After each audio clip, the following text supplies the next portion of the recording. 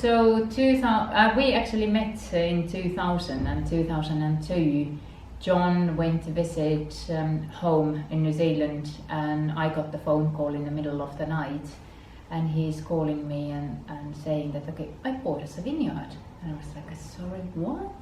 In the middle of the night, waking up into this phone call, and I was like, okay, yeah, right, okay.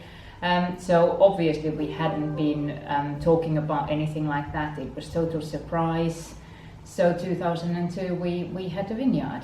So then 2003 in October we had the situation that we didn't quite know what is going to happen the following year.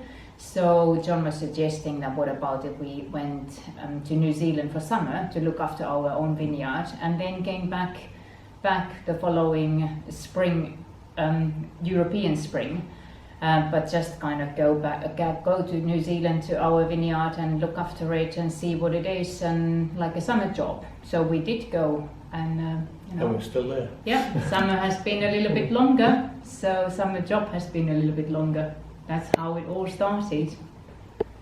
In the beginning it was 2 hectares of vineyard and 2 hectares of pony paddock, but very quickly we bought another 4 hectares of land and planted the rest of the 6 hectares. So in the end it was about 7.5 hectares of vineyard.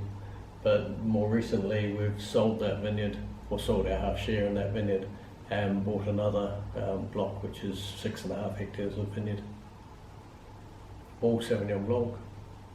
And we also manage another 50 hectares, so there's just under 60 hectares in total that we work with.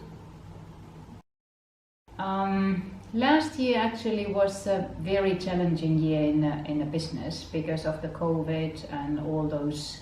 Well, COVID wasn't so bad in New Zealand, but of course the borders closed, shortage of workers, so really hard to get anything done in time in the vineyard. So it was like the whole season was kind of like trying to catch your own tail, kind of running, and you felt like nothing is really, we never get there, and it was definitely very challenging year, but we got there.